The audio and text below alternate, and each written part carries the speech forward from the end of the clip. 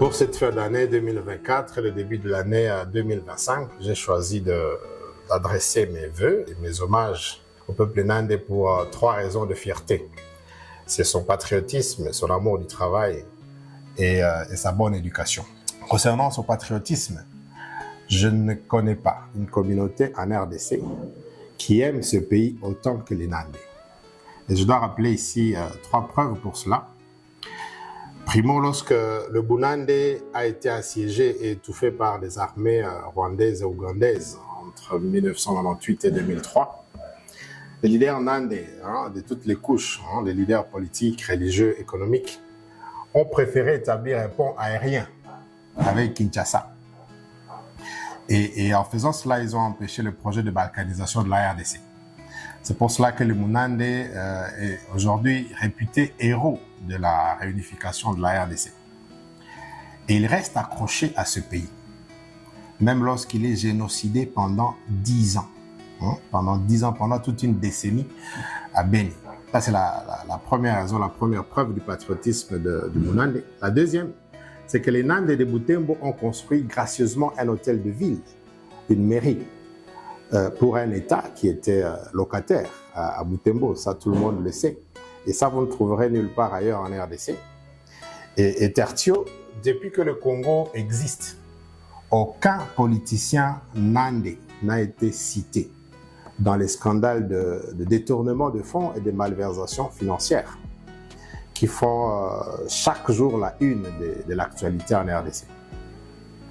Et au contraire, c'est parmi les Nandais que l'on peut retrouver des rares politiques, des rares hommes politiques qui reversent au trésor public les reliquats de leurs frais d'émission, des frais d'émission qui n'ont pas été utilisés. Donc on les retrouve parmi les Nandais. La deuxième raison de fierté, c'est que le Bunande est un peuple travailleur.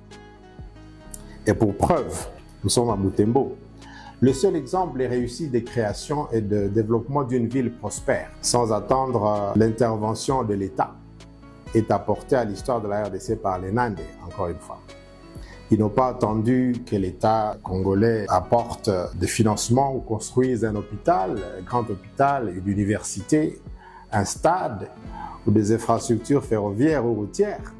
Ils n'ont pas attendu que l'État congolais implante de grandes entreprises publiques pour créer les villes de Butembo, de Beni et les développer.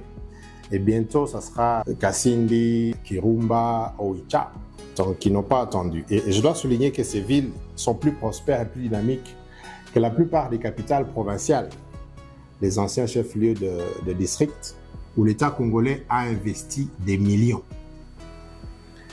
Et la troisième raison de fierté, c'est que les Bunande est généralement bien éduqués et polis. Les injures publiques, les grossièretés et insultes dans les médias et réseaux sociaux ne sont pas sur l'eau. Et si vous trouvez un cas dans le Bunande de quelqu'un qui investit dans les insultes et les grossièretés sur les médias, il y a beaucoup de chances que ce soit un individu isolé, un individu non nandais, ou un individu qui est sous l'emprise de la drogue, ou d'un maître étranger, ou pourquoi pas d'un démon. Et donc pour ça, j'adresse tous mes encouragements et mes vœux de prospérité et mes vœux patriotiques à cette communauté sans pareil en RDC. Bonne année 2025 et que vive la RDC.